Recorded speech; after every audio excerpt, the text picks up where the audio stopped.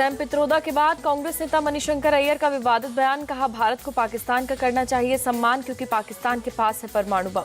पूर्व केंद्रीय मंत्री मणिशंकर अय्यर बोले, मस्कुलर नीति दिखाने वाले भारत को नहीं भूलना चाहिए।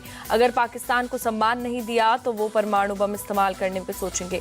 मणिशंकर अय्यर के बयान पर बोले गिरिराज सिंह, कांग्रेस पाकिस्तान की भाषा बोलती है, कांग्रेस को ये दोहरी नीति छोड़नी चाहिए। आज भारत बहुत ताकतवर है।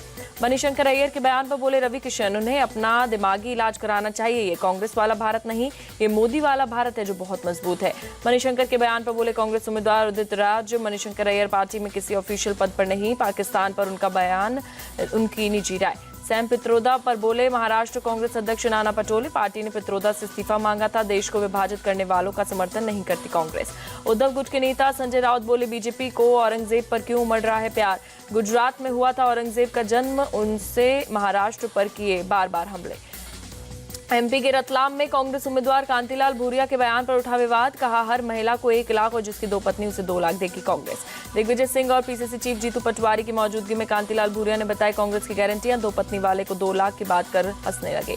जीतू पटवारी ने मंच से किया कांतिलाल भूरिया का समर्थन। कहा, आपके भावी सांसद ने कर दी भयंकर घोषणा, जिसकी 2 पत्नियां हैं उनको डबल मिलेगा। कांतिलाल भूरिया के बयान पर हमलावर हुई बीजेपी। एमपी बीजेपी नेता आशीष अग्रवाल ने लिखा, ये बहुसंख्यकों का अपमान, तुष्टिकरण की राजनीति।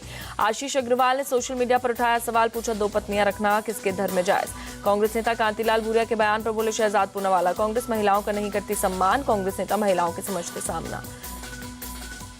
कन्नौज से बीजेपी प्रत्याशी सुब्रत पाठक ने चुनाव आयोग को लिखी चिट्ठी। लिखा, मुस्लिम इलाकों में दिखे गए संदिग्ध लोग चुनाव को प्रभावित करने की हो रही कोशिश। कन्नौज में राहुल गांधी और अखिलेश की रैली पर बोले स्वतंत्र देव सिंह, यूपी की जनता ने कांग्रेस और सपा को नकार दिया, उनके रोड शो में कोई नहीं आएगा। हैदराबाद में बोले एआईएमआईएम चीफ ओवैसी, ना नरेंद्र मोदी ना 300 सांसदों की आवाज, ना ही आरएसएस की ताकत, मेरी आवाज को कोई नहीं दबा पाया। ओवैसी का नवनीत राणा पर पलटवार। कहा, बीजेपी की एक मोहतरमा 15 सेकंड देने की कर रही थी बात। हैदराबाद में चुनाव हो रहे हैं या कोई जंग लड़ी जा रही है। तेजस्वी यादव ने चिराग पासवान को बताया नादान। कहा, चिराग को आरक्षण के बारे में जानकारी नहीं, चिराग नादान है, मोदी के रहते आरक्षण, लोकतंत्र, संविधान पर खतरा। तेजस्वी यादव बोले पीएम मोदी ने रामविलास पासवान घर खाली करवाया, मूर्ति को फेंकवाया, चाचा भतीजे की लड़ाई करवा करके पार्टी तोड़ी, इसके बावजूद मोदी के साथ है चिराग। चंडीगढ़ में हरियाणा सीएम सैनी ने किया रोड शो। चंडीगढ़ से बीजेपी प्रत्याशी संजय टंडन भी साथ, बड़ी संख्या में लोगों ने लिया हिस्सा। हरियाणा के सीएम नायब सैनी का कांग्रेस पर पलटवार। कहा, कांग्रेस लोगों को भ्रमित करने में जुटी, कांग्रेस काल में करप्शन घोटालों से ध्यान हटाने की कोशिश में हुड्डा। खुद को गद्दार कहे जाने पर बोले सीएम शिंदे, ये भाषा उद्धव के नेताओं की, उन लोगों ने 2019 में बाला साहेब की विचारधारा बेच दी, अपने दोस्तों और महाराष्ट्र के लोगों को दिया धोखा। केजरीवाल की जमानत को लेकर सुप्रीम कोर्ट में ईडी के जवाब पर बोले कपिल सिब्बल, ईडी मामले में पूरी तरह से राजनीति कर रही। ओडिशा की रैली में बोले असम के सीएम हेमंता, कांग्रेस राम मंदिर की जगह फिर ना बना पाए बाबरी मस्जिद, इसलिए बीजेपी को चाहिए 400 सीटें। नामांकन से पहले गोरखनाथ मंदिर में रवि किशन पत्नी के साथ मंदिर में किए दर्शन पूजन। गोरखपुर में एसपी कैंडिडेट काजल निषाद से मुकाबला। नामांकन से पहले मंदिर पहुंचे यूपी कांग्रेस चीफ अजय राय, भगवान गणेश की पूजा कर लिया आशीर्वाद। वाराणसी से कांग्रेस प्रत्याशी अजय राय, गोड्डा से बीजेपी प्रत्याशी निशिकांत दुबे नामांकन से पहले देवघर में बैद्यनाथ मंदिर पहुंचे, दर्शन कर लिया आशीर्वाद। कांग्रेस के प्रदीप यादव से मुकाबला। बंगाल के बर्धमान दुर्गापुर में बीजेपी सांसद दिलीप घोष का विरोध। प्रचार के दौरान कुछ लोगों ने लगाए गो बैक के नारे।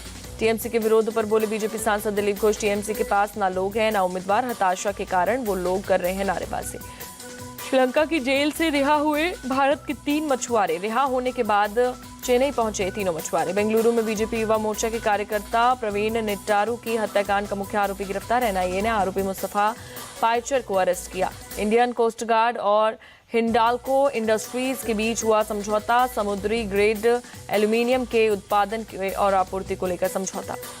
उत्तराखंड के रुद्रप्रयाग में श्री केदारनाथ धाम के खुले कपाट विधि विधान और वैदिक मंत्रोच्चार के साथ की गई बाबा की पूजा, भक्तों ने किए दर्शन।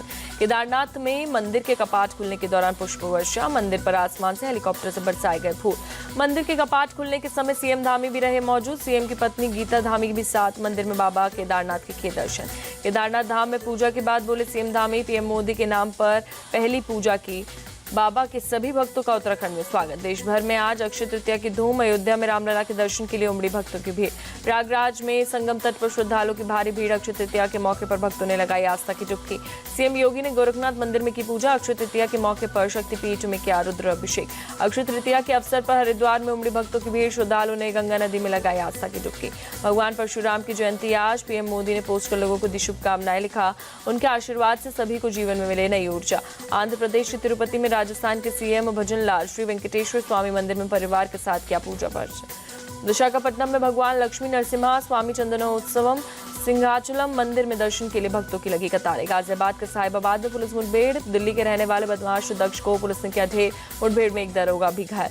महाराष्ट्र में मुंबई पुणे एक्सप्रेसवे पर दर्दनाक हादसा। ब्रेक फेल होने पर ट्रक में 2 गाड़ियों को मारी टक्कर। हादसे में 3 लोगों की मौत, 8 घायल।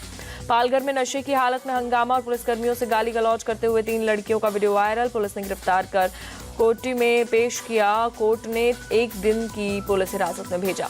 भोपाल के पंतनगर इलाके में कैलाश खत्री नाम के शख्स के घर से भारी मात्रा में कैश बरामद। शख्स ने मनी एक्सचेंज का कारोबार करने का दावा किया। अमेरिकी राष्ट्रपति जो बाइडेन की चेतावनी पर इजरायली पीएम बेंजामिन नेतन्याहू का बयान, अगर हमें अकेले खड़ा होना पड़े तो हम अकेले खड़े होंगे। पाकिस्तान के बलूचिस्तान में 7 लोगों की हत्या। पुलिस के मुताबिक अज्ञात हमलावरों ने गोली मारकर हत्या की। रूस का यूक्रेन के 2 शहरों पर कब्जे का दावा। यूक्रेन ने भी रूस के एयर डिफेंस सिस्टम को मार गिराने का दावा किया।